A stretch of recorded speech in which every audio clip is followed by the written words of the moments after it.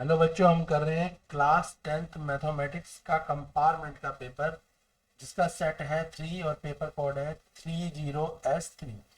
ये स्टैंडर्ड का कोड है।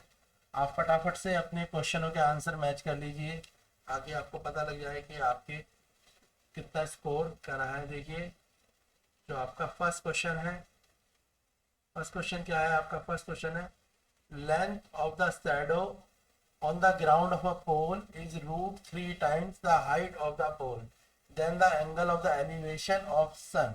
तो एंगल ऑफ एलिवेशन ऑफ सन, इसका आंसर आएगा 30 डिग्री। तो इसका जो थीटा आएगा वो कितना आएगा? इसका थीटा आएगा 30 डिग्री। आंसर फटाफट से मैच कर ले, ऑप्शन ए। तो आंसर क्या आएगा? थीटा आएगा 30 डिग्री। नेक्स्ट क्वेश्चन है, two dice are thrown at the same time and the product of the number appearing on them is noted. The probability that the product of number lie between 8 and 13। 8 और 13 के बीच की आपको probability बतानी है। ठीक है, तो 8 से 13 के बीच के नंबरों की जो प्रोबेबिलिटी होती है, तो 8 से 13 के बीच के नंबर भी आपको पता होंगे कि 8 से 13 के बीच में नंबर कौन से आते हैं। तो भाई 9, 10, 11, 12 8 से 13 के बीच में आता है। तो टोटल नंबर कितने हो गए? 4। ये बात तो क्लियर हो गई। तो 4 नंबर हो गए और बाकी, ठीक है। तो जो इसका आंसर आएगा वो आएगा आपका, करेक्ट आंसर इसका 7/36 होगा। इसका ऑप्शन ए ही होगा। फर्स्ट वाले का ऑप्शन भी ए था 30 डिग्री, और सेकंड वाले का ऑप्शन भी ए है 7/36 डिग्री। अपने दोनों आपने आंसर मिला ले एमसीक्यू के। Next third question number third है, वो आपका है, इफ के comma 3 is the point of the intersection of परिपथ। तो इस वाले जो क्वेश्चन नंबर थर्ड है, इसका जो आंसर आया है वो ऑप्शन आप अपना मैच कर लें। क्वेश्चन नंबर जो थर्ड है, थर्ड का जो आपका ऑप्शन है वो है ऑप्शन, थर्ड का ऑप्शन आएगा बेटा आपका, थर्ड का ऑप्शन आ रहा है आपका, थर्ड का ऑप्शन आएगा आपका 15-3, यानी आपका ये हो जाएगा ऑप्शन बी, 15-3। थर्ड का ऑप्शन हो जाएगा ऑप्शन जो टू, ऑप्शन टू होगा 15-3। क्वेश्चन फोर्थ देखो, फोर्थ में लिखा है the point on x axis which is equal distance from the point 5, -1 and 4, 2। तो ये इक्वल डिस्टेंस है, तो आप इसमें डिस्टेंस फॉर्मूला लगाएंगे और दोनों को इक्वल कर देंगे। और डिस्टेंस फॉर्मूला तो आपको पता ही है ना, कि रूट x2 - x1 का whole square plus root y2 - y1 का होल स्क्वायर। और x एक्सिस पे है तो x एक्सिस पे क्या होता है? x और 0। x और 0 से इक्वल डिस्टेंस पे 5,3 और 4, 2 को लगाएंगे, और जब सॉल्व करेंगे तो आपका ऑप्शन आएगा 7 और 0, ऑप्शन बी। क्वेश्चन फोर्थ का आंसर होगा ऑप्शन बी, 7 और 0 इसके पॉइंट आएंगे। क्वेश्चन नंबर फिफ्थ देखेंगे। क्वेश्चन नंबर जो फिफ्थ है वो है, if x equal to 5 is the solution of quadratic equation।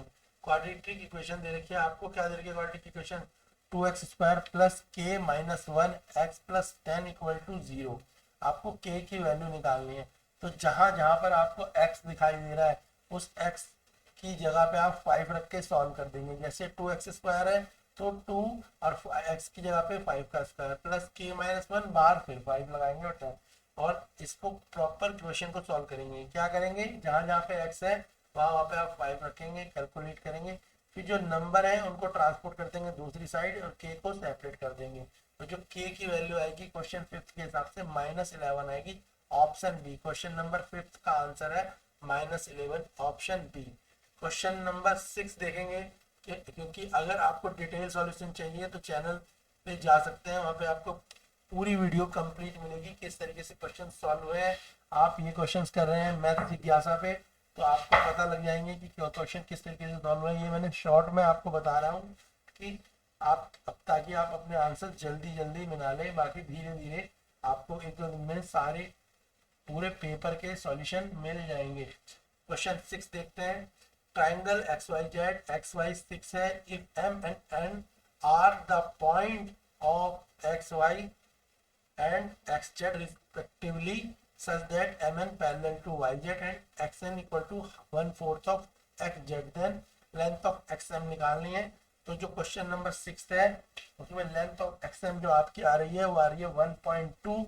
तो ऑप्शन इसका है आपका 1.2 आ रहा है, इसका आंसर ऑप्शन ए है। क्वेश्चन नंबर 6 का आंसर ऑप्शन ए है।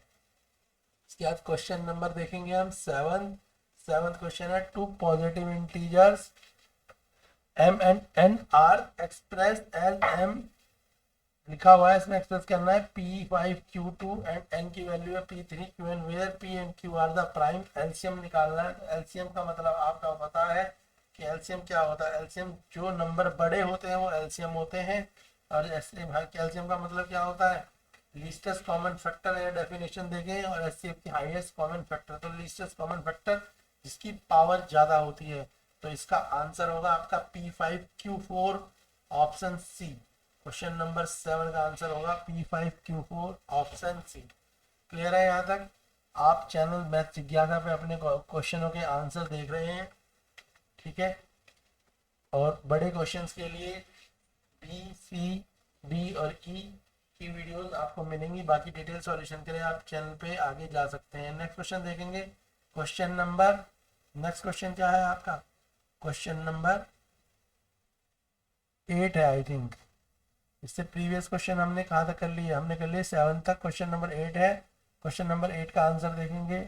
क्वेश्चन नंबर 8 है, a line segment joining the point P minus 511 and Q is divided by the point है आपका M का 2 minus 3 और PM रेशो MQ दे रखा है।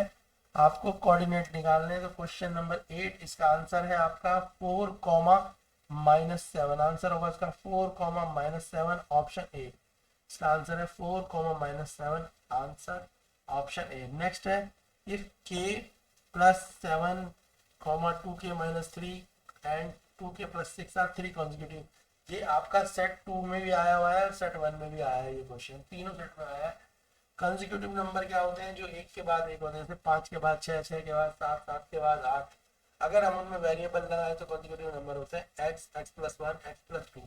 तो कॉन्जिक्यूटिव नंबर है, इनको सॉल्व करेंगे और जो आपका आंसर आएगा क्वेश्चन नंबर 9 का, वो आंसर होगा आपका 17, के की वैल्यू आ जाएगी 17, ऑप्शन बी। क्वेश्चन नंबर 9 का आंसर है option B. Question number 10, the diagonal of the rhombus ABCD intersect at O, taking O as a centre and arc of radius 6 centimetre is drawn. Interestingly, OA and OD at E and F respectively, the area of sector OEF।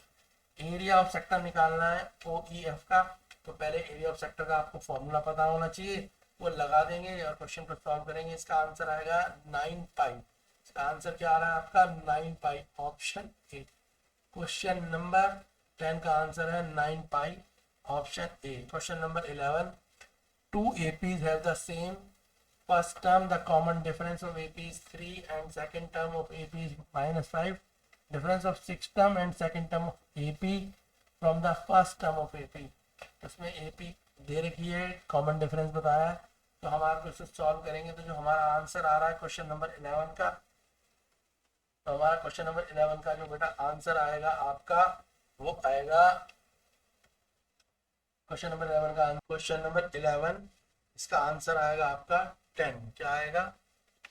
Question number 11 का answer आएगा 10, option D. Question number 12 देखेंगे। 12 है आपका, probability of getting the chocolate flavoured ice cream and जो भी है in a lot 600 ice 0.055, the number of chocolate flavour बताना है।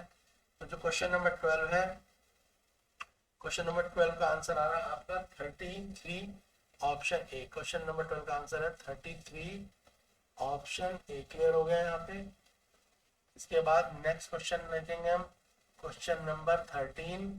क्वेश्चन नंबर 13 है आपका, फिगर दे रखी है जिसमें P and PV two tangent है। ये सेट 2 में भी आया है, ये वाला क्वेश्चन सेट 2 में भी आया हुआ है क्वेश्चन, ठीक है। और इसे बोला हुआ है आपको लेंथ निकालनी है पी की। तो जो क्वेश्चन नंबर 13 है, इसका आंसर आ रहा है आपका 5√3, ऑप्शन बी इसका करेक्ट आंसर है 5√3, इसका आंसर आएगा। क्वेश्चन नंबर 14 देखेंगे। लिखा है, if 5 tan theta equal to 2, the value of 10 sin theta minus 2 cos theta plus 5/5 sin theta plus 3 cos theta. तो क्वेश्चन नंबर जो 14 है, इसका आंसर आपका आएगा 2/5, ऑप्शन ए। टेन थीटा की वैल्यू आएगी 2/5 ऑप्शन ए।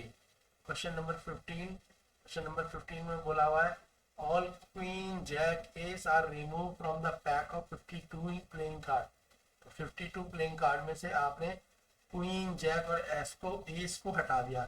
तो आपको पता है क्वीन जैक एस सब 4-4 पत्ते होते हैं, तो क्वीन जैक एस यानी 4 इंटू 3 12 पत्ते आपने हटा दिए।